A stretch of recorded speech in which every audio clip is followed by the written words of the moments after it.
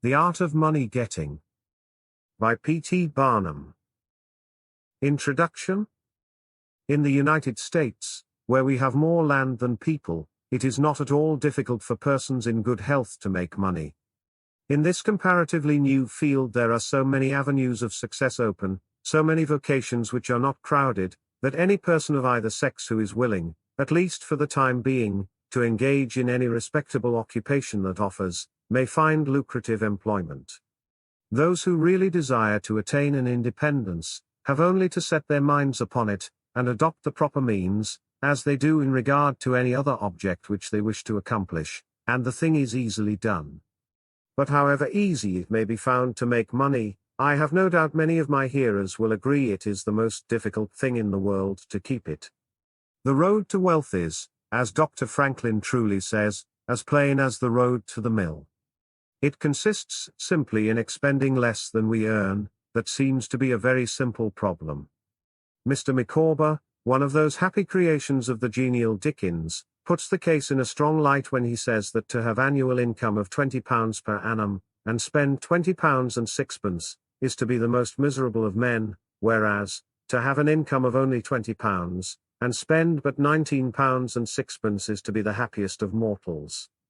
Many of my readers may say, we understand this is economy, and we know economy is wealth, we know we can't eat our cake and keep it also. Yet I beg to say that perhaps more cases of failure arise from mistakes on this point than almost any other. The fact is, many people think they understand economy when they really do not.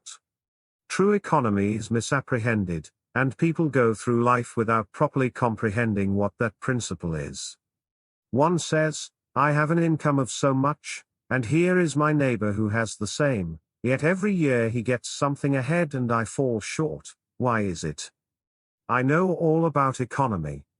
He thinks he does, but he does not. There are men who think that economy consists in saving cheese parings and candle ends, in cutting off 2 pence from the laundress bill and doing all sorts of little, mean, dirty things. Economy is not meanness. The misfortune is, also, that this class of persons let their economy apply in only one direction. They fancy they are so wonderfully economical in saving a halfpenny where they ought to spend 2pence, that they think they can afford to squander in other directions. A few years ago, before kerosene oil was discovered or thought of, one might stop overnight at almost any farmer's house in the agricultural districts and get a very good supper, but after supper he might attempt to read in the sitting room, and would find it impossible with the inefficient light of 1 candle. The hostess, seeing his dilemma, would say, it is rather difficult to read here evenings, the proverb says you must have a ship at sea in order to be able to burn 2 candles at once, we never have an extra candle except on extra occasions. These extra occasions occur, perhaps, twice a year. In this way the good woman saves $5, $6, or $10 in that time, but the information which might be derived from having the extra light would, of course, far outweigh a ton of candles. But the trouble does not end here. Feeling that she is so economical in tallow candies, she thinks she can afford to go frequently to the village and spend $20 or $30 for ribbons and furbelows, many of which are not necessary. This false connote may frequently be seen in men of business, and in those instances it often runs to writing paper. You find good businessmen who save all the old envelopes and scraps, and would not tear a new sheet of paper, if they could avoid it, for the world. This is all very well, they may in this way save $5 or $10 a year, but being so economical, only in note paper, they think they can afford to waste time, to have expensive parties, and to drive their carriages. This is an illustration of Dr. Franklin's saving at the spigot and wasting at the bunghole, penny wise and pound foolish. Punch in speaking of this one idea class of people says they are like the man who bought a penny herring for his family's dinner and then hired a coach and 4 to take it home. I never knew a man to succeed by practicing this kind of economy. True economy consists in always making the income exceed the outgo. Wear the old clothes a little longer if necessary, dispense with the new pair of gloves, mend the old dress, live on plainer food if need be, so that, under all circumstances, unless unforeseen accident occurs, there will be a margin in favor of the income. A penny here, and a dollar there, placed at interest, goes on accumulating, and in this way the desired result is attained. It requires some training, perhaps, to accomplish this economy, but when once used to it, you will find there is more satisfaction in rational saving than in irrational spending. Here is a recipe which I recommend. I have found it to work an excellent cure for extravagance, and especially for mistaken economy. When you find that you have no surplus at the end of the year, and yet have a good income, I advise you to take a few sheets of paper and form them into a book and mark down every item of expenditure. Post it every day or week in 2 columns, one headed necessaries or even comforts, and the other headed luxuries, and you will find that the latter column will be double, treble, and frequently 10 times greater than the former. The real comforts of life cost but a small portion of what most of us can earn. Dr. Franklin says it is the eyes of others and not our own eyes which ruin us. If all the world were blind except myself, I should not care for fine clothes or furniture. It is the fear of what misses. Grundy may say that keeps the noses of many worthy families to the grindstone. In America many persons like to repeat we are all free and equal, but it is a great mistake in more senses than one. That we are born free and equal is a glorious truth in one sense, yet we are not all born equally rich, and we never shall be. One may say, there is a man who has an income of $50,000 per annum, while I have but $1,000. I knew that fellow when he was poor like myself. Now he is rich and thinks he is better than I am. I will show him that I am as good as he is. I will go and buy a horse and buggy. No, I cannot do that, but I will go and hire one and ride this afternoon on the same road that he does, and thus prove to him that I am as good as he is. My friend, you need not take that trouble. You can easily prove that you are as good as he is. You have only to behave as well as he does, but you cannot make anybody believe that you are rich as he is. Besides, if you put on these airs, and waste your time and spend your money, your poor wife will be obliged to scrub her fingers off at home, and buy her tea 2 ounces at a time, and everything else in proportion, in order that you may keep up appearances, and, after all, deceive nobody. On the other hand, Mrs. Smith may say that her next-door neighbor married Johnson for his money, and everybody says so.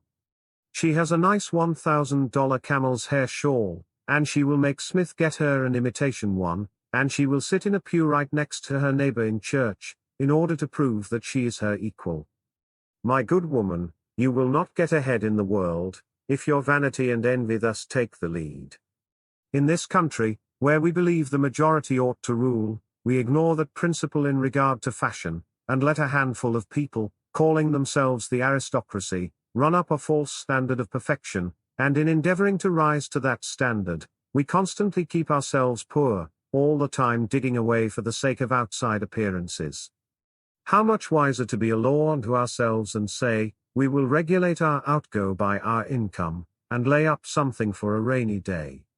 People ought to be as sensible on the subject of money getting as on any other subject. Like causes produces like effects. You cannot accumulate a fortune by taking the road that leads to poverty.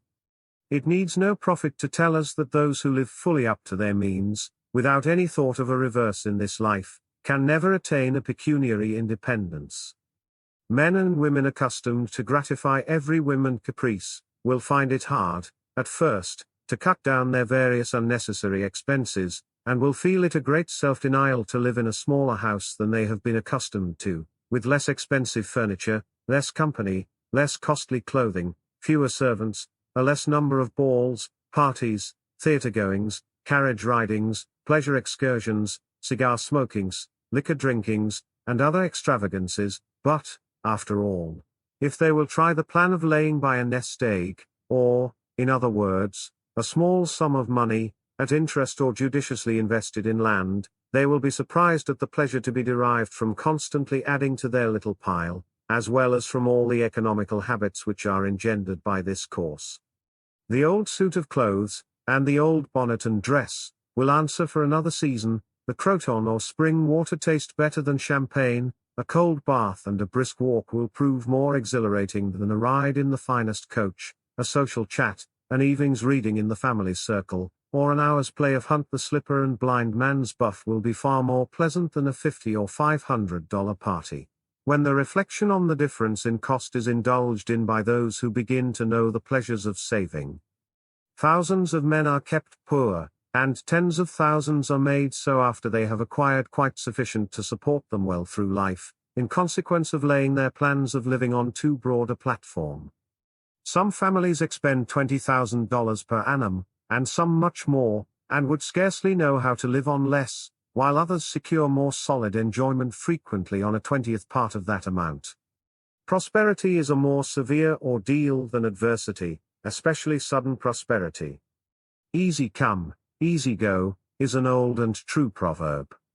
A spirit of pride and vanity, when permitted to have full sway, is the undying canker-worm which gnaws the very vitals of a man's worldly possessions, let them be small or great, hundreds, or millions. Many persons, as they begin to prosper, immediately expand their ideas and commence expending for luxuries, until in a short time their expenses swallow up their income, and they become ruined in their ridiculous attempts to keep up appearances, and make a sensation. I know a gentleman of fortune who says, that when he first began to prosper, his wife would have a new and elegant sofa. That sofa, he says, cost me $30,000. When the sofa reached the house, it was found necessary to get chairs to match, then sideboards, carpets and tables to correspond with them, and so on through the entire stock of furniture, when at last it was found that the house itself was quite too small and old-fashioned for the furniture, and a new one was built to correspond with the new purchases. Thus, added my friend, summing up an outlay of $30,000, caused by that single sofa, and saddling on me, in the shape of servants, equipage, and the necessary expenses attendant upon keeping up a fine establishment, a yearly outlay of $11,000, and a tight pinch at that, whereas, 10 years ago, we lived with much more real comfort, because with much less care, on as many hundreds. The truth is, he continued, that sofa would have brought me to inevitable bankruptcy, had not a most unexampled title to prosperity kept me above it, and had I not checked the natural desire to cut a dash. The foundation of success in life is good health, that is the substratum fortune, it is also the basis of happiness. A person cannot accumulate a fortune very well when he is sick. He has no ambition, no incentive, no force.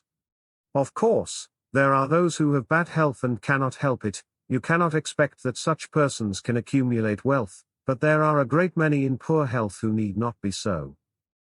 If, then, sound health is the foundation of success and happiness in life, how important it is that we should study the laws of health, which is but another expression for the laws of nature. The nearer we keep to the laws of nature, the nearer we are to good health, and yet how many persons there are who pay no attention to natural laws, but absolutely transgress them, even against their own natural inclination. We ought to know that the sin of ignorance is never winked at in regard to the violation of nature's laws, their infraction always brings the penalty.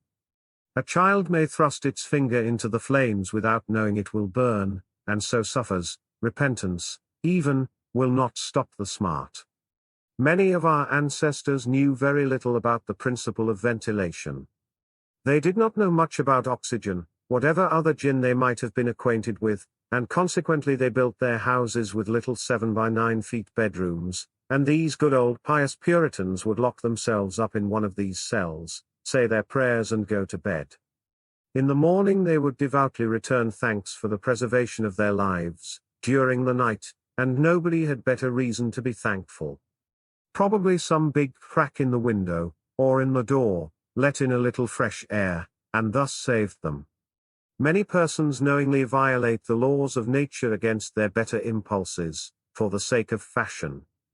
For instance, there is one thing that nothing living except a vile worm ever naturally loved, and that is tobacco, yet how many persons there are who deliberately train an unnatural appetite, and overcome this implanted aversion for tobacco, to such a degree that they get to love it.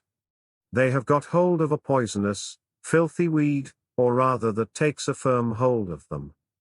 Here are married men who run about spitting tobacco juice on the carpet and floors, and sometimes even upon their wives besides.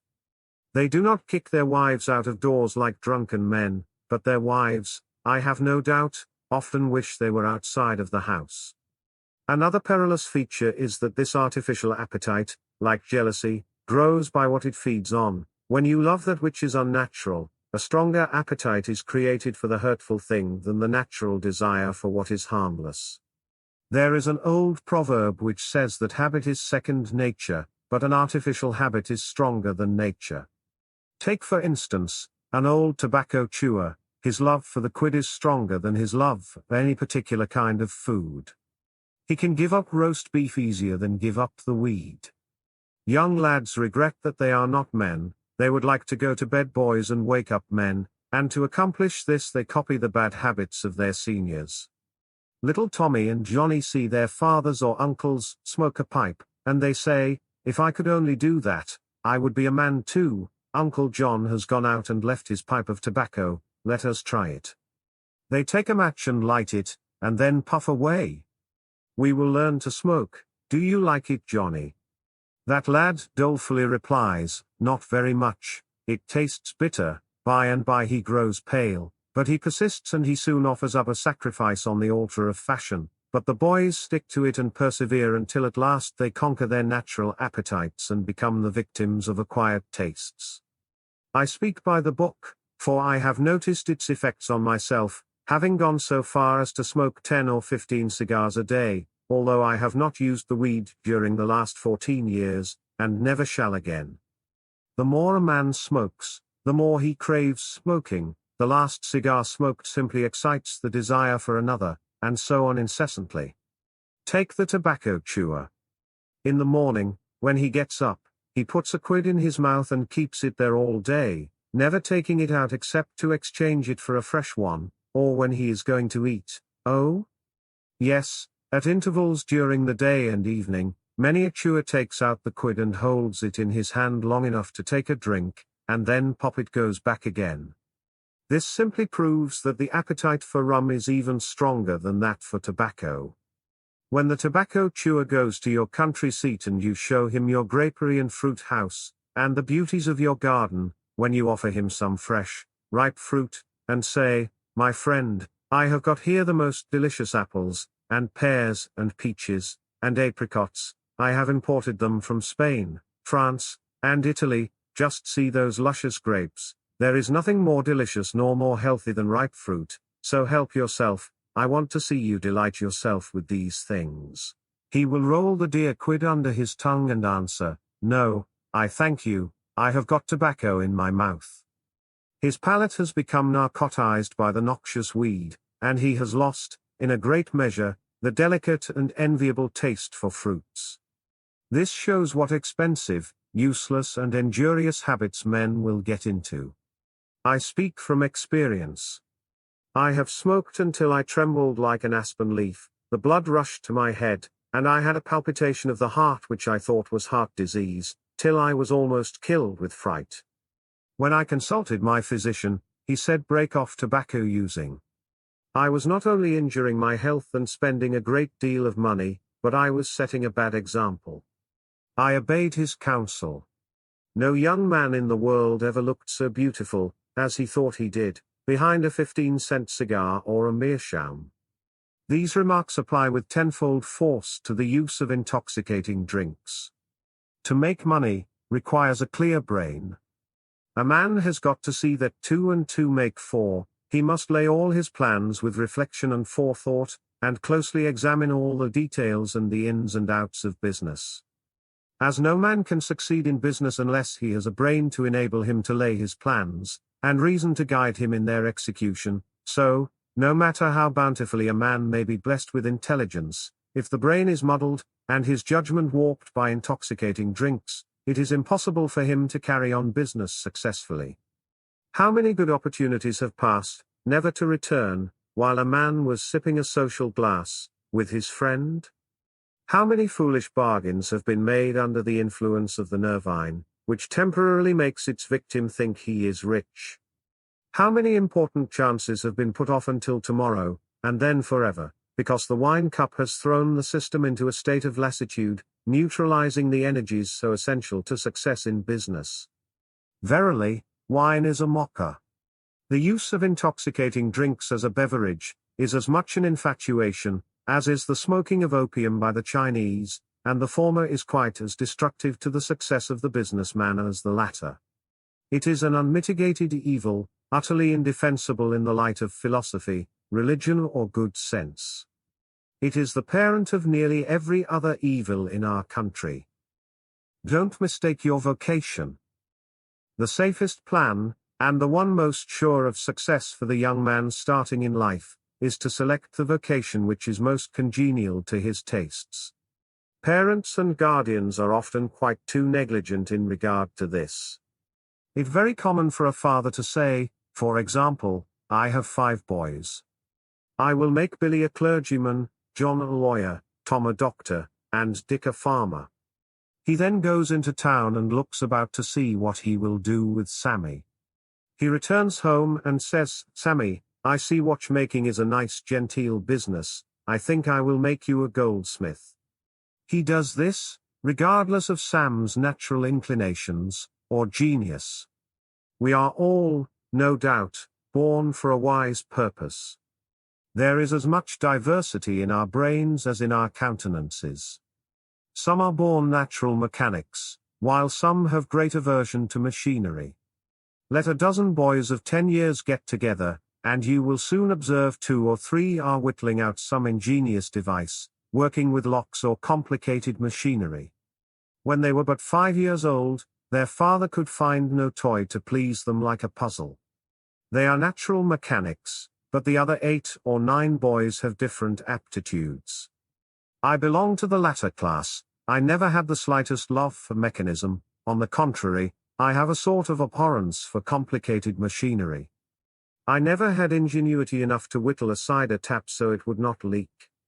I never could make a pen that I could write with, or understand the principle of a steam engine.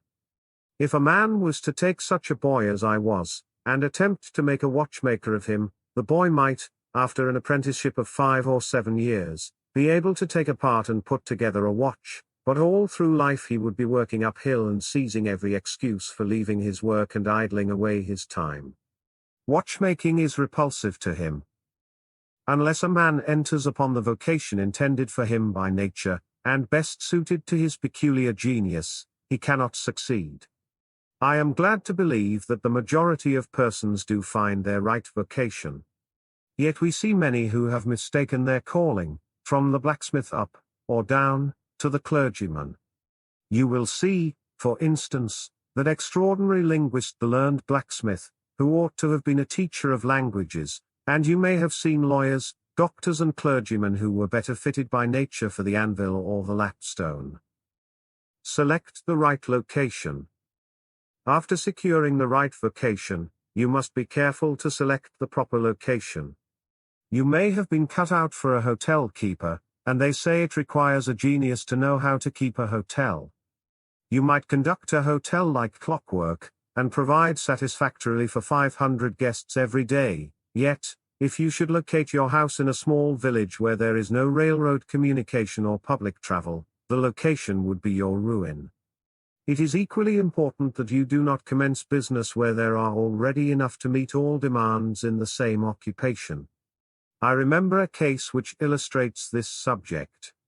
When I was in London in 1858, I was passing down Holborn with an English friend and came to the penny shows. They had immense cartoons outside, portraying the wonderful curiosities to be seen all for a penny. Being a little in the show line myself, I said let us go in here. We soon found ourselves in the presence of the illustrious showman, and he proved to be the sharpest man in that line I had ever met. He told us some extraordinary stories in reference to his bearded ladies, his albinos, and his armadillos, which we could hardly believe, but thought it better to believe it than look after the proof. He finally begged to call our attention to some wax statuary, and showed us a lot of the dirtiest and filthiest wax figures imaginable. They looked as if they had not seen water since the deluge. "What is there so wonderful about your statuary?" I asked. "I beg you not to speak so satirically," he replied, "sir, these are not Madame Tussaud's wax figures, all covered with gilt and tinsel and imitation diamonds, and copied from engravings and photographs. Mine, sir, were taken from life. Whenever you look upon one of those figures, you may consider that you are looking upon the living individual." Glancing casually at them, I saw one labeled Henry VIII, and feeling a little curious upon seeing that it looked like Calvin Edson, the living skeleton, I said, "Do you call that Henry VIII?" He replied, "Certainly, sir, it was taken from life at Hampton Court, by special order of His Majesty, on such a day." "He would have given the hour of the day if I had resisted," I said. "Everybody knows that Henry VIII was a great stout old king, and that figure is lean and lank. What do you say to that?" "Why," he replied, "you would be lean and lank yourself if you sat there as long as he has." There was no resisting such arguments. I said to my English friend, "Let us go out, do not tell him who I am, I show the white feather, he beats me." He followed us to the door, and seeing the rabble in the street, he called out, "Ladies and gentlemen, I beg to draw your attention to the respectable character of my visitors," pointing to us as we walked away. I called upon him a couple of days afterwards, told him who I was, and said, "My friend, you are an excellent showman, but you have selected a bad location." He replied, "This is true, sir, I feel that all my talents are thrown away, but what can I do?" "You can go to America," I replied. "You can give full play to your faculties over there, you will find plenty of elbow room in America. I will engage you for 2 years, after that you will be able to go on your own account." He accepted my offer and remained 2 years in my New York museum. He then went to New Orleans and carried on a traveling show business during the summer. Today he is worth $60,000, simply because he selected the right vocation and also secured the proper location. The old proverb says, 3 removes are as bad as a fire, but when a man is in the fire, it matters but little how soon or how often he removes. Avoid debt. Young men starting in life should avoid running into debt. There is scarcely anything that drags a person down like debt. It is a slavish position to get in, yet we find many a young man, hardly out of his teens, running in debt. He meets a chum and says, "Look at this, I have got trusted for a new suit of clothes." He seems to look upon the clothes as so much given to him. Well, it frequently is so, but, if he succeeds in paying and then gets trusted again, he is adopting a habit which will keep him in poverty through life.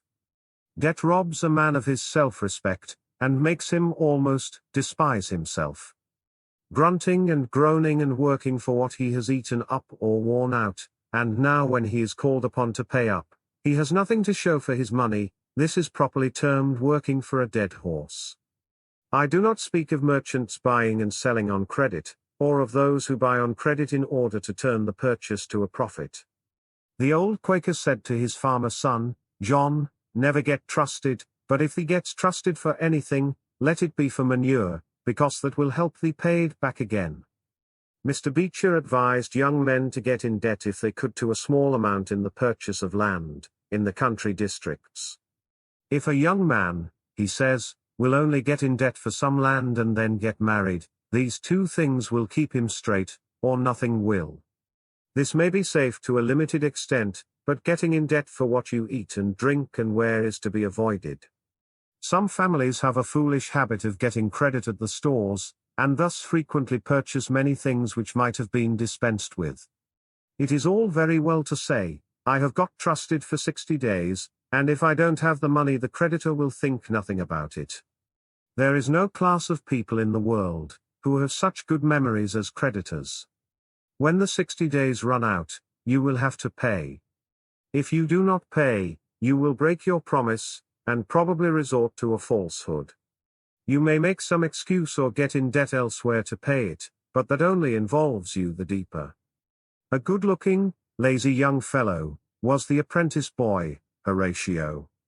His employer said, "Horatio, did you ever see a snail?" "Aye, think, I have, he drawled out.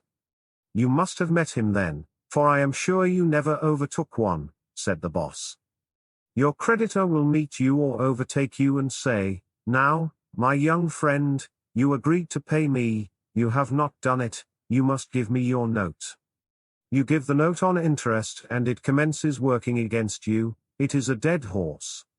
The creditor goes to bed at night and wakes up in the morning better off than when he retired to bed, because his interest has increased during the night, but you grow poorer while you are sleeping, for the interest is accumulating against you.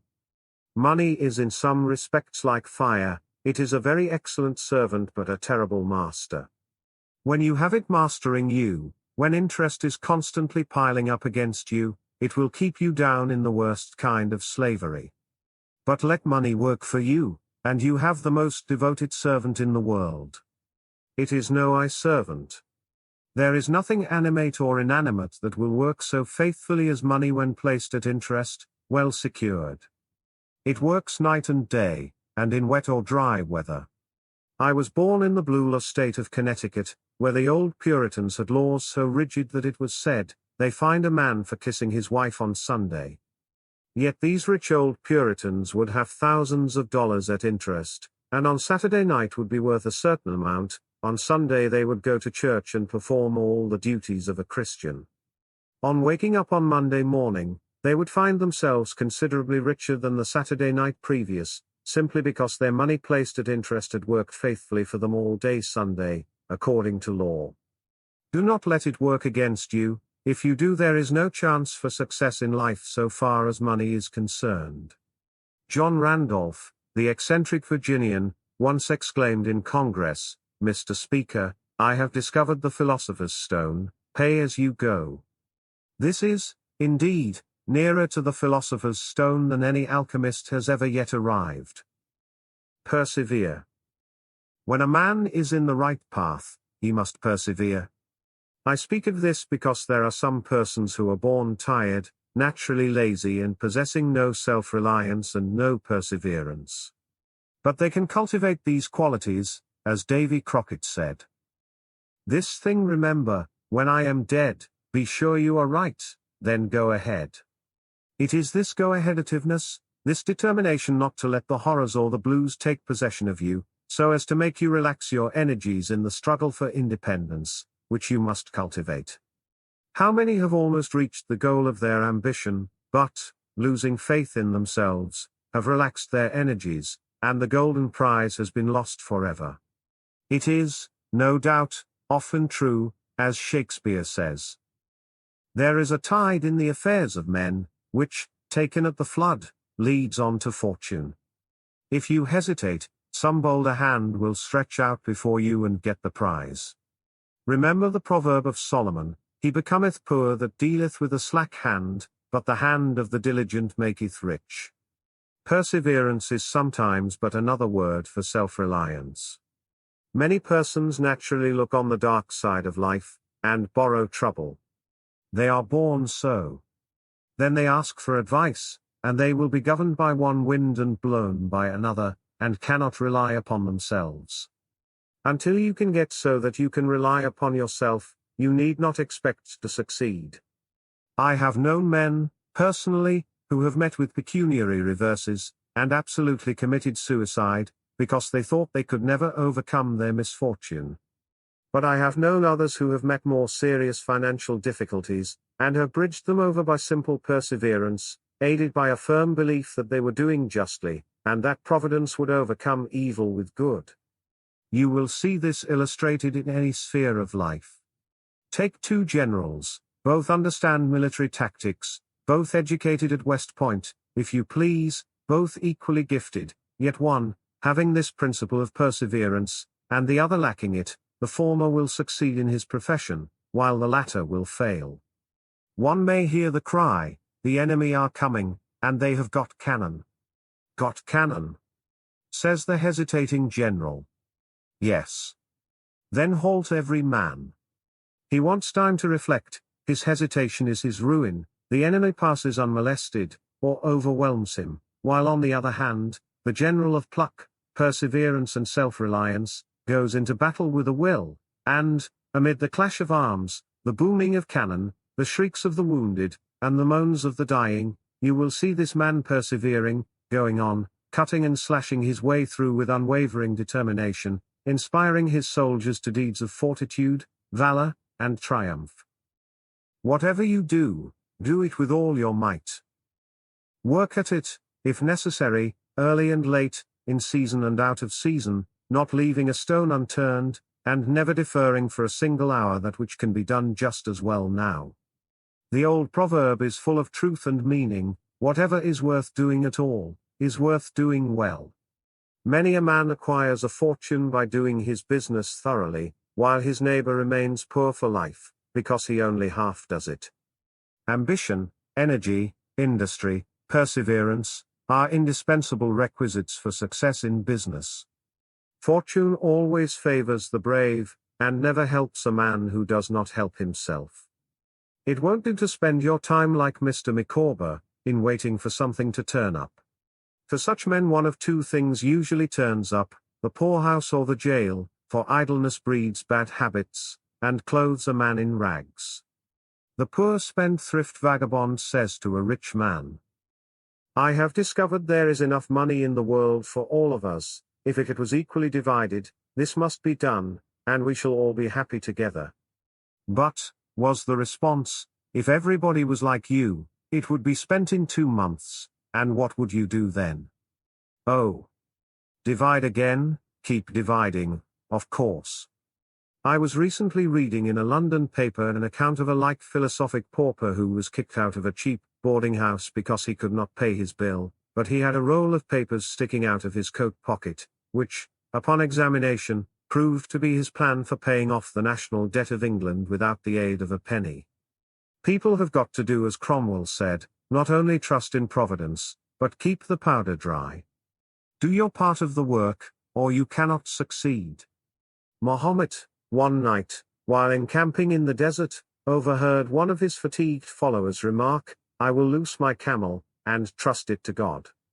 "No, no, not so," said the prophet, "tie thy camel, and trust it to God. Do all you can for yourselves, and then trust to Providence, or luck, or whatever you please to call it, for the rest. Depend upon your own personal exertions. The eye of the employer is often worth more than the hands of a dozen employees. In the nature of things, an agent cannot be so faithful to his employer as to himself. Many who are employers will call to mind instances where the best employees have overlooked important points which could not have escaped their own observation as a proprietor. No man has a right to expect to succeed in life unless he understands his business, and nobody can understand his business thoroughly unless he learns it by personal application and experience. A man may be a manufacturer, he has got to learn the many details of his business personally. He will learn something every day, and he will find he will make mistakes nearly every day. And these very mistakes are helps to him in the way of experiences if he but heeds them. He will be like the Yankee tin peddler, who, having been cheated as to quality in the purchase of his merchandise, said, "All right, there's a little information to be gained every day, I will never be cheated in that way again." Thus a man buys his experience, and it is the best kind if not purchased at too dear a rate. I hold that every man should, like Cuvier, the French naturalist, thoroughly know his business.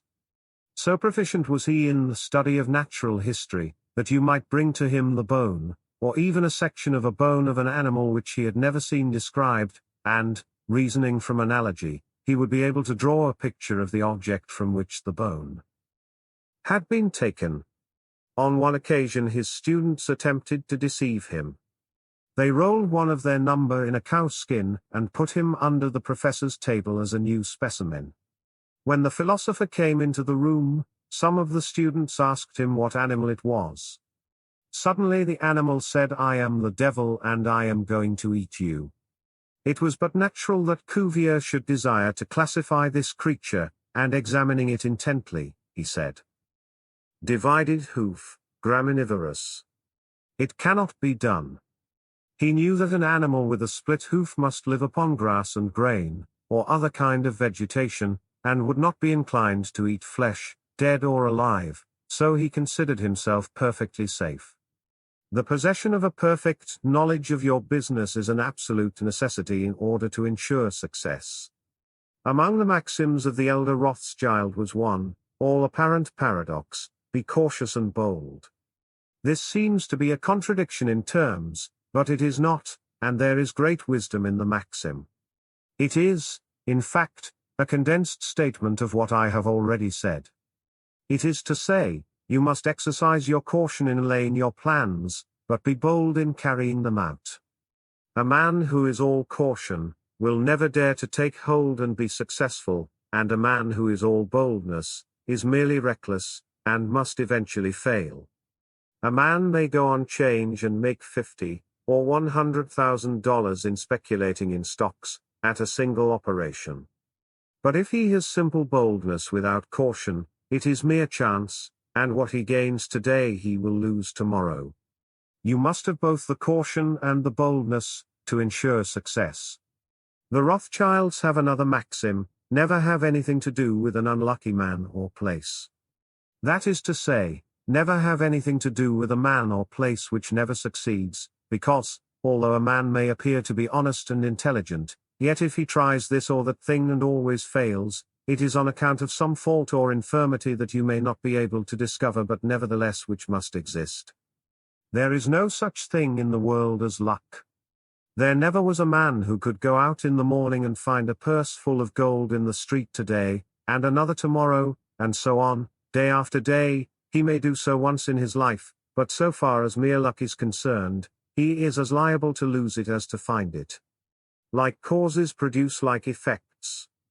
If a man adopts the proper methods to be successful, luck will not prevent him.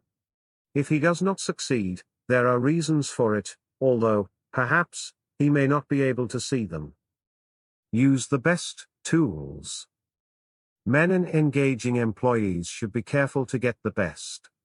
Understand, you cannot have two good tools to work with, and there is no tool you should be so particular about as living tools. If you get a good one, it is better to keep him, than keep changing. He learns something every day, and you are benefited by the experience he acquires. He is worth more to you this year than last, and he is the last man to part with, provided his habits are good, and he continues faithful. If, as he gets more valuable, he demands an exorbitant increase of salary, on the supposition that you can't do without him, let him go. Whenever I have such an employee, I always discharge him, first, to convince him that his place may be supplied, and second, because he is good for nothing if he thinks he is invaluable and cannot be spared. But I would keep him, if possible, in order to profit from the result of his experience. An important element in an employee is the brain. You can see bills up, hands wanted, but hands are not worth a great deal without heads. Mr. Beecher illustrates this, in this wise. An employee offers his services by saving, "I have a pair of hands and one of my fingers thinks." "That is very good," says the employer. Another man comes along, and says he has 2 fingers that think. "Ah, that is better." But a third calls in and says that all his fingers and thumbs think. "That is better still." Finally another steps in and says, "I have a brain that thinks, I think all over, I am a thinking as well as a working man." "You are the man I want," says the delighted employer.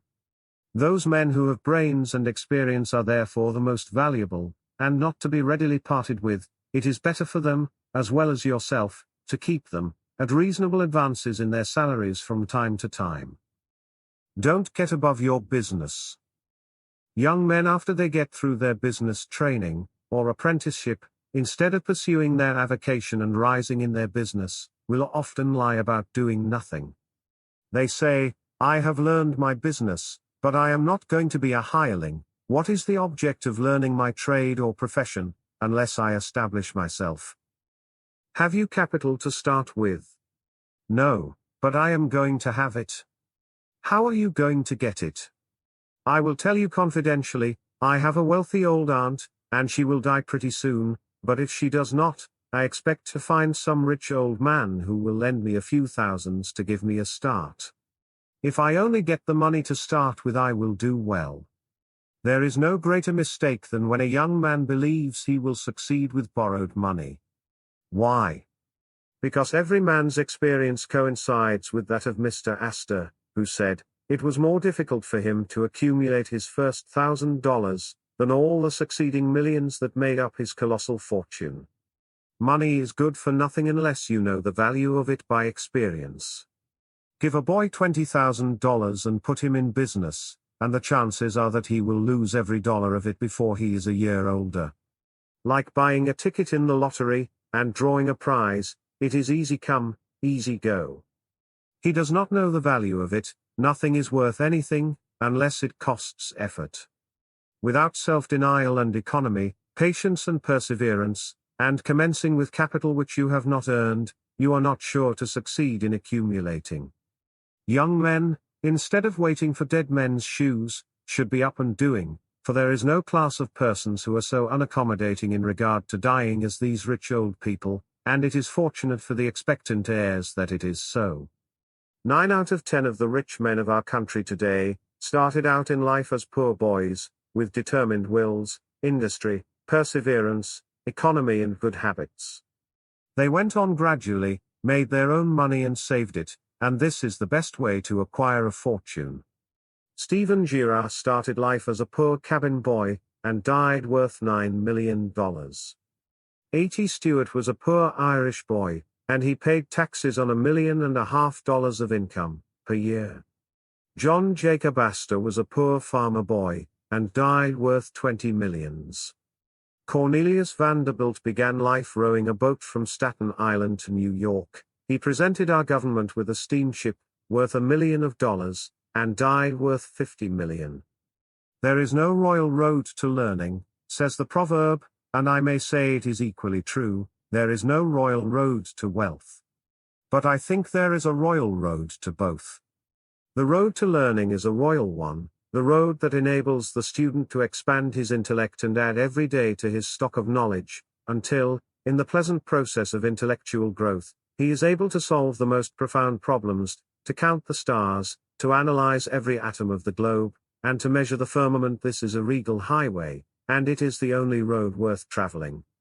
So in regard to wealth, go on in confidence, study the rules, and above all things, study human nature, for the proper study of mankind is man, and you will find that while expanding the intellect and the muscles, your enlarged experience will enable you every day to accumulate more and more principle, which will increase itself by interest and otherwise, until you arrive at a state of independence. You will find, as a general thing, that the poor boys get rich and the rich boys get poor. For instance, a rich man at his decease leaves a large estate to his family. His eldest sons, who have helped him earn his fortune, know by experience the value of money, and they take their inheritance and add to it. The separate portions of the young children are placed at interest, and the little fellows are patted on the head, and told a dozen times a day, "You are rich, you will never have to work, you can always have whatever you wish, for you were born with a golden spoon in your mouth." The young heir soon finds out what that means. He has the finest dresses and playthings, he is crammed with sugar candies and almost killed with kindness, and he passes from school to school, petted and flattered. He becomes arrogant and self-conceited, abuses his teachers, and carries everything with a high hand. He knows nothing of the real value of money, having never earned any, but he knows all about the golden spoon business. At college, he invites his poor fellow students to his room, where he wines and dines them. He is cajoled and caressed, and called a glorious good fellow, because he is so lavish of his money. He gives his game suppers, drives his fast horses, invites his chums to fetes and parties, determined to have lots of good times. He spends the night in frolics and debauchery, and leads off his companions with the familiar song, "We won't go home till morning." He gets them to join him in pulling down signs, taking gates from their hinges and throwing them into backyards and horse ponds. If the police arrest them, he knocks them down, is taken to the lockup, and joyfully foots the bills. Ah! My boys, he cries, what is the use of being rich, if you can't enjoy yourself? He might more truly say, if you can't make a fool of yourself, but he is fast, hates slow things, and doesn't see it. Young men loaded down with other people's money are almost sure to lose all they inherit, and they acquire all sorts of bad habits which, in the majority of cases, ruin them in health, purse and character. In this country, one generation follows another, and the poor of today are rich in the next generation, or the third. Their experience leads them on, and they become rich, and they leave vast riches to their young children. These children, having been reared in luxury, are inexperienced and get poor, and after long experience another generation comes on and gathers up riches again in turn. And thus history repeats itself, and happy is he who by listening to the experience of others avoids the rocks and shoals on which so many have been wrecked. In England, the business makes the man. If a man in that country is a mechanic or working man, he is not recognized as a gentleman. On the occasion of my first appearance before Queen Victoria, the Duke of Wellington asked me what sphere in life General Tom Thumb's parents were in. His father is a carpenter, I replied. Oh! I had heard he was a gentleman, was the response of His Grace. In this republican country, the man makes the business. No matter whether he is a blacksmith, a shoemaker, a farmer, banker or lawyer, so long as his business is legitimate, he may be a gentleman. So any legitimate business is a double blessing. It helps the man engaged in it, and also helps others. The farmer supports his own family, but he also benefits the merchant or mechanic who needs the products of his farm. The tailor not only makes a living by his trade, but he also benefits the farmer, the clergyman, and others who cannot make their own clothing. But all these classes often may be gentlemen. The great ambition should be to excel all others engaged in the same occupation. The college student who was about graduating, said to an old lawyer, "I have not yet decided which profession I will follow." "Is your profession full?" "The basement is much crowded, but there is plenty of room upstairs," was the witty and truthful reply. No profession, trade, or calling, is overcrowded in the upper story. Wherever you find the most honest and intelligent merchant or banker, or the best lawyer, the best doctor, the best clergyman, the best shoemaker, carpenter, or anything else, that man is most sought for, and has always enough to do. As a nation, Americans are too superficial, they are striving to get rich quickly, and do not generally do their business as substantially and thoroughly as they should, but whoever excels all others in his own line, if his habits are good and his integrity undoubted, cannot fail to secure abundant patronage, and the wealth that naturally follows. Let your motto then always be Excelsior, for by living up to it there is no such word as fail. Learn something useful. Every man should make his son or daughter learn some useful trade or profession, so that in these days of changing fortunes of being rich today and poor tomorrow they may have something tangible to fall back upon. This provision might save many persons from misery, who by some unexpected turn of fortune have lost all their means. Let hope predominate, but be not too visionary. Many persons are always kept poor, because they are too visionary. Every project looks to them like certain success, and therefore they keep changing from one business to another, always in hot water, always under the harrow. The plan of counting the chickens before they are hatched is an error of ancient date, but it does not seem to improve by age. Do not scatter your powers. Engage in one kind of business only, and stick to it faithfully until you succeed, or until your experience shows that you should abandon it. A constant hammering on one nail will generally drive it home at last, so that it can be clinched. When a man's undivided attention is centered on one object, his mind will constantly be suggesting improvements of value, which would escape him if his brain was occupied by a dozen different subjects at once. Many a fortune has slipped through a man's fingers because he was engaged in too many occupations at a time. There is good sense in the old caution against having too many irons in the fire at once. Be systematic. Men should be systematic in their business.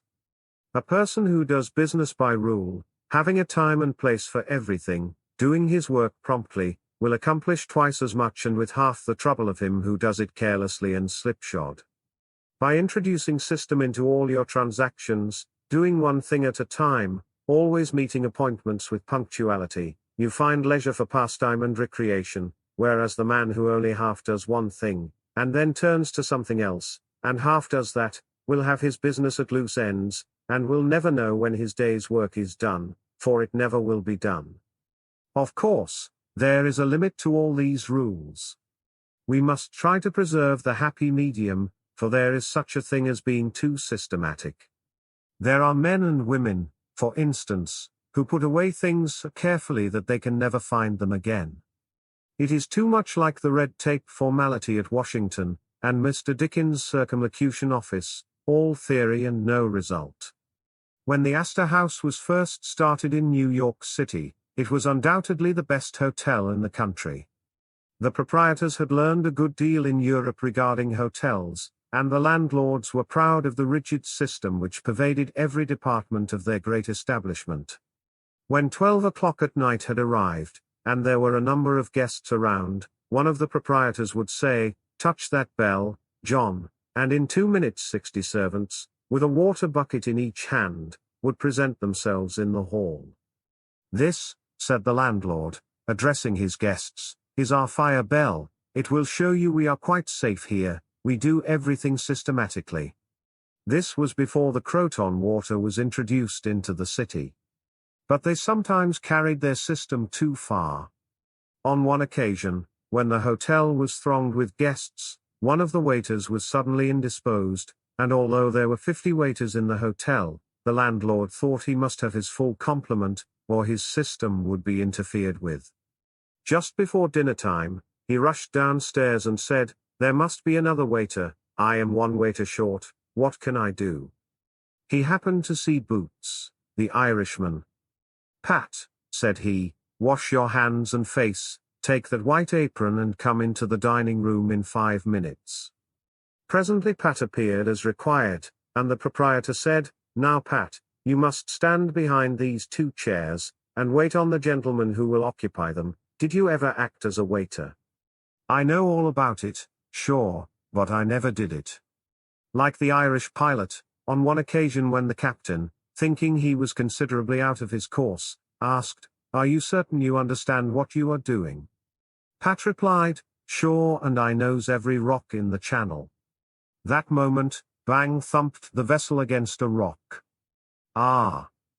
Be jabbers, and that is one of 'em," continued the pilot. But to return to the dining room. "Pat," said the landlord, "here we do everything systematically. You must first give the gentlemen each a plate of soup, and when they finish that, ask them what they will have next." Pat replied, "Ah? And I understand perfectly the virtues of shystem." Very soon in came the guests. The plates of soup were placed before them. One of Pat's 2 gentlemen ate his soup, the other did not care for it. He said, "Waiter, take this plate away and bring me some fish." Pat looked at the untasted plate of soup, and remembering the instructions of the landlord in regard to system, replied, "Not till ye have ate your soup." Of course that was carrying system entirely too far. Read the newspapers.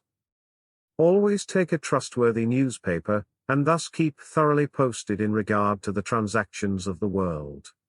He who is without a newspaper is cut off from his species. In these days of telegraphs and steam, many important inventions and improvements in every branch of trade are being made, and he who don't consult the newspapers will soon find himself and his business left out in the cold. Beware of outside operations. We sometimes see men who have obtained fortunes, suddenly become poor. In many cases, this arises from intemperance, and often from gaming, and other bad habits. Frequently it occurs because a man has been engaged in outside operations, of some sort. When he gets rich in his legitimate business, he is told of a grand speculation where he can make a score of thousands. He is constantly flattered by his friends, who tell him that he is born lucky, that everything he touches turns into gold. Now if he forgets that his economical habits, his rectitude of conduct and a personal attention to a business which he understood, caused his success in life, he will listen to the siren voices.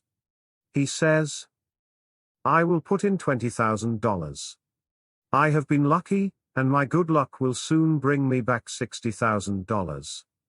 A few days elapse and it is discovered he must put in $10,000 more. Soon after he is told it is all right, but certain matters not foreseen require an advance of $20,000 more, which will bring him a rich harvest, but before the time comes around to realize, the bubble bursts, he loses all he is possessed of, and then he learns what he ought to have known at the first, that however successful a man may be in his own business, if he turns from that and engages in a business which he don't understand, he is like Samson when shorn of his locks, his strength has departed, and he becomes like other men.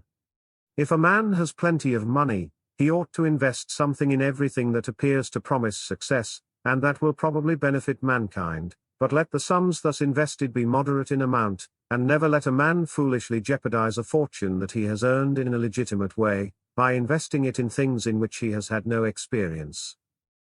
Don't endorse without security.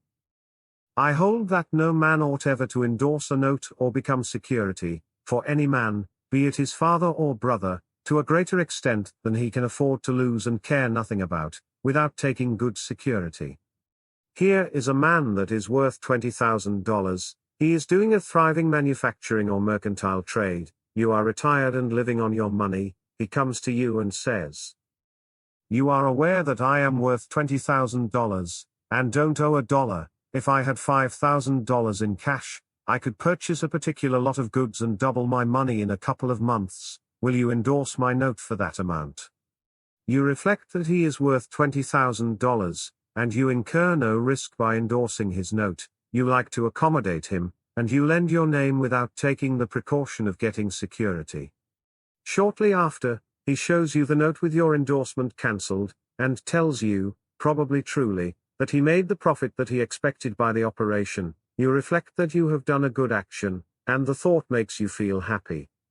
By and by, the same thing occurs again and you do it again. You have already fixed the impression in your mind that it is perfectly safe to endorse his notes without security.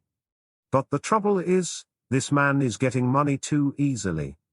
He has only to take your note to the bank, get it discounted and take the cash. He gets money for the time being without effort, without inconvenience to himself. Now mark the result. He sees a chance for speculation outside of his business. A temporary investment of only $10,000 is required.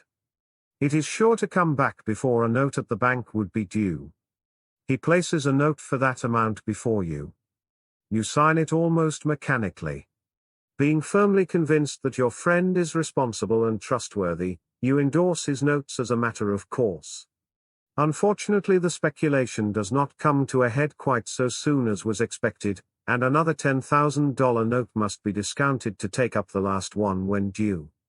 Before this note matures, the speculation has proved an utter failure and all the money is lost. Does the loser tell his friend, the endorser, that he has lost half of his fortune? Not at all. He don't even mention that he has speculated at all. But he has got excited, the spirit of speculation has seized him, he sees others making large sums in this way, we seldom hear of the losers, and, like other speculators, he looks for his money where he loses it. He tries again. Endorsing notes has become chronic with you, and at every loss he gets your signature for whatever amount he wants. Finally you discover your friend has lost all of his property and all of yours. You are overwhelmed with astonishment and grief, and you say it is a hard thing, my friend here has ruined me, but, you should add, I have also ruined him. If you had said in the first place, I will accommodate you, but I never endorse without taking ample security, he could not have gone beyond the length of his tether, and he would never have been tempted away from his legitimate business. It is a very dangerous thing, therefore, at any time, to let people get possession of money too easily. It tempts them to hazardous speculations, if nothing more. Solomon truly said, "He that hateth suretyship is sure." So with the young man starting in business, let him understand the value of money by earning it. When he does understand its value, then grease the wheels a little in helping him to start business, but remember, men who get money with too great facility cannot usually succeed. You must get the first dollars by hard knocks, and at some sacrifice, in order to appreciate the value of those dollars. Advertise your business. We all depend, more or less, upon the public for our support. We all trade with the public: lawyers, doctors, shoemakers, artists, blacksmiths, showmen, opera stagers, railroad presidents, and college professors. Those who deal with the public must be careful that their goods are valuable, that they are genuine, and will give satisfaction. When you get an article which you know is going to please your customers, and that when they have tried it, they will feel they have got their money's worth, then let the fact be known that you have got it. Be careful to advertise it in some shape or other, because it is evident that if a man has ever so good an article for sale, and nobody knows it, it will bring him no return. In a country like this, where nearly everybody reads, and where newspapers are issued and circulated in editions of 5,000 to 200,000, it would be very unwise if this channel was not taken advantage of to reach the public in advertising. A newspaper goes into the family, and is read by wife and children, as well as the head of the home, hence hundreds and thousands of people may read your advertisement, while you are attending to your routine business. Many, perhaps, read it while you are asleep. The whole philosophy of life is, first sow, then reap. That is the way the farmer does. He plants his potatoes and corn, and sows his grain, and then goes about something else, and the time comes when he reaps. But he never reaps first and sows afterwards. This principle applies to all kinds of business, and to nothing more eminently than to advertising. If a man has a genuine article, there is no way in which he can reap more advantageously than by sowing to the public in this way. He must, of course, have a really good article, and one which will please his customers. Anything spurious will not succeed permanently, because the public is wiser than many imagine. Men and women are selfish, and we all prefer purchasing where we can get the most for our money, and we try to find out where we can most surely do so. You may advertise a spurious article, and induce many people to call and buy at once, but they will denounce you as an impostor and swindler, and your business will gradually die out and leave you poor. This is right? Few people can safely depend upon chance custom. You all need to have your customers return and purchase again. A man said to me, "I have tried advertising and did not succeed, yet I have a good article." I replied, "My friend, there may be exceptions to a general rule. But how do you advertise?" I put it in a weekly newspaper 3 times, and paid $1.50 for it. I replied, "Sir, advertising is like learning, a little is a dangerous thing." A French writer says that the reader of a newspaper does not see the first mention of an ordinary advertisement, the second insertion he sees, but does not read, the third insertion he reads, the fourth insertion, he looks at the price, the fifth insertion, he speaks of it to his wife, the sixth insertion, he is ready to purchase, and the seventh insertion, he purchases. Your object in advertising is to make the public understand what you have got to sell, and if you have not the pluck to keep advertising, until you have imparted that information, all the money you have spent is lost. You are like the fellow who told the gentleman if he would give him 10 cents it would save him $1. "How can I help you so much with so small a sum?" asked the gentleman in surprise. "I started out this morning," hiccuped the fellow, "with the full determination to get drunk, and I have spent my only $1 to accomplish the object, and it has not quite done it. 10 cents worth more of whiskey would just do it, and in this manner I should save the $1 already expended." So a man who advertises at all must keep it up until the public know who and what he is, and what his business is, or else the money invested in advertising is lost. Some men have a peculiar genius for writing a striking advertisement, one that will arrest the attention of the reader at first sight. This fact, of course, gives the advertiser a great advantage. Sometimes a man makes himself popular by an unique sign or a curious display in his window. Recently I observed a swing sign extending over the sidewalk in front of a store, on which was the inscription in plain letters, "Don't read the other side." Of course I did, and so did everybody else, and I learned that the man had made all independence by first attracting the public to his business in that way and then using his customers well afterwards. Janon, the hatter, bought the first Jenny Lind ticket at auction for $225, because he knew it would be a good advertisement for him. "Who is the bidder?" said the auctioneer, as he knocked down that ticket at Castle Garden. "Janon, the hatter," was the response. Here were thousands of people from the Fifth Avenue, and from distant cities in the highest stations in life. "Who is Janon, the hatter?" they exclaimed. They had never heard of him before. The next morning the newspapers and telegraph had circulated the facts from Maine to Texas, and from 5 to 10 millions of people had read that the tickets sold at auction for Jenny Lind's first concert amounted to about $20,000, and that a single ticket was sold at $225, to Janon, the hatter. Men throughout the country involuntarily took off their hats to see if they had a Janon hat on their heads. At a town in Iowa it was found that in the crowd around the post office, there was one man who had a Janon hat, and he showed it in triumph, although it was worn out and not worth 2 cents. "Why," one man exclaimed, "you have a real Janon hat, what a lucky fellow you are." Another man said, "Hang on to that hat, it will be a valuable heirloom in your family." Still another man in the crowd who seemed to envy the possessor of this good fortune, said, "Come, give us all a chance, put it up at auction." He did so, and it was sold as a keepsake for $9.50. What was the consequence to Mr. Janon? He sold 10,000 extra hats per annum, the first 6 years.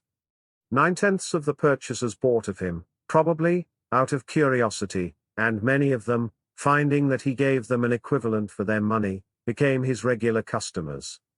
This novel advertisement first struck their attention, and then, as he made a good article, they came again. Now I don't say that everybody should advertise as Mr. Janon did. But I say if a man has got goods for sale, and he don't advertise them in some way, the chances are that someday the sheriff will do it for him. Nor do I say that everybody must advertise in a newspaper, or indeed use printer's ink at all. On the contrary, although that article is indispensable in the majority of cases, yet doctors and clergymen, and sometimes lawyers and some others, can more effectually reach the public in some other manner. But it is obvious, they must be known in some way, else how could they be supported? Be polite and kind to your customers. Politeness and civility are the best capital ever invested in business. Large stores, gilt signs, flaming advertisements, will all prove unavailing if you or your employees treat your patrons abruptly. The truth is, the more kind and liberal a man is, the more generous will be the patronage bestowed upon him. Like begets like. The man who gives the greatest amount of goods of a corresponding quality for the least sum, still reserving for himself a profit, will generally succeed best in the long run. This brings us to the golden rule: as you would that men should do to you, do you also to them, and they will do better by you than if you always treated them as if you wanted to get the most you could out of them for the least return. Men who drive sharp bargains with their customers, acting as if they never expected to see them again, will not be mistaken. They will never see them again as customers. People don't like to pay and get kicked also. One of the ushers in my museum once told me he intended to whip a man who was in the lecture room as soon as he came out. "What for?" I inquired. "Because he said I was no gentleman," replied the usher. "Never mind," I replied, "he pays for that, and you will not convince him you are a gentleman by whipping him. I cannot afford to lose a customer. If you whip him, he will never visit the museum again, and he will induce friends to go with him to other places of amusement instead of this, and thus you see, I should be a serious loser. But he insulted me, muttered the usher. Exactly, I replied, and if he owned the museum, and you had paid him for the privilege of visiting it, and he had then insulted you, there might be some reason in your resenting it, but in this instance he is the man who pays, while we receive, and you must, therefore, put up with his bad manners. My usher laughingly remarked, that this was undoubtedly the true policy, but he added that he should not object to an increase of salary if he was expected to be abused in order to promote my interest. Be charitable. Of course men should be charitable, because it is a duty, and a pleasure. But even as a matter of policy, if you possess no higher incentive, you will find that the liberal man will command patronage, while the sordid, uncharitable miser will be avoided. Solomon says, there is that scattereth and yet increaseth, and there is that withholdeth more than meet, but it tendeth to poverty. Of course the only true charity is that which is from the heart. The best kind of charity is to help those who are willing to help themselves. Promiscuous almsgiving, without inquiring into the worthiness of the applicant, is bad in every sense. But to search out and quietly assist those who are struggling for themselves, is the kind that scattereth and yet increaseth. But don't fall into the idea that some persons practice, of giving a prayer instead of a potato, and a benediction instead of bread, to the hungry. It is easier to make Christians with full stomachs than empty. Don't blab. Some men have a foolish habit of telling their business secrets. If they make money they like to tell their neighbors how it was done. Nothing is gained by this, and ofttimes much is lost. Say nothing about your profits, your hopes, your expectations, your intentions. And this should apply to letters as well as to conversation.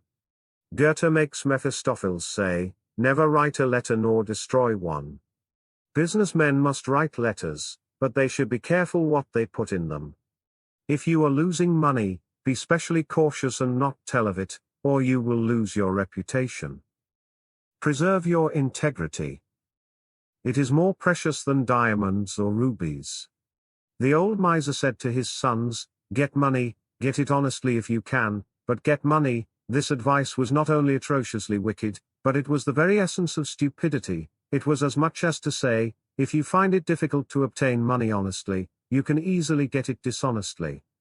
Get it in that way. Poor fool. Not to know that the most difficult thing in life is to make money dishonestly. Not to know that our prisons are full of men who attempted to follow this advice, not to understand that no man can be dishonest, without soon being found out, and that when his lack of principle is discovered, nearly every avenue to success is closed against him forever. The public very properly shun all whose integrity is doubted. No matter how polite and pleasant and accommodating a man may be, none of us dare to deal with him, if we suspect false weights and measures. Strict honesty, not only lies at the foundation of all success in life, financially, but in every other respect. Uncompromising integrity of character is invaluable. It secures to its possessor a peace and joy which cannot be attained without it, which no amount of money, or houses and lands can purchase. A man who is known to be strictly honest, may be ever so poor, but he has the purses of all the community at his disposal, for all know that if he promises to return what he borrows, he will never disappoint them. As a mere matter of selfishness, therefore, if a man had no higher motive for being honest, all will find that the maxim of Dr. Franklin can never fail to be true, that honesty is the best policy. To get rich, is not always equivalent to being successful. There are many rich poor men, while there are many others, honest and devout men and women, who have never possessed so much money as some rich persons squander in a week, but who are nevertheless really richer and happier than any man can ever be while he is a transgressor of the higher laws of his being.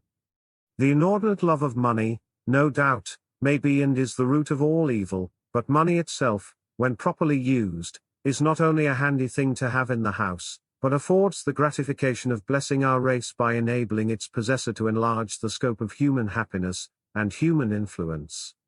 The desire for wealth is nearly universal, and none can say it is not laudable, provided the possessor of it accepts its responsibilities, and uses it as a friend to humanity. The history of money-getting, which is commerce, is a history of civilization, and wherever trade has flourished most, there, too, have art and science produced the noblest fruits. In fact, as a general thing, money-getters are the benefactors of our race. To them, in a great measure, are we indebted for our institutions of learning and of art, our academies, colleges and churches. It is no argument against the desire for, or the possession of wealth, to say that there are sometimes misers who hoard money only for the sake of hoarding and who have no higher aspiration than to grasp everything which comes within their reach. As we have sometimes hypocrites in religion, and demagogues in politics, so there are occasionally misers among money-getters. These, however, are only exceptions to the general rule. But when, in this country, we find such a nuisance and stumbling block as a miser, we remember with gratitude that in America we have no laws of primogeniture, and that in the due course of nature the time will come when the hoarded dust will be scattered for the benefit of mankind.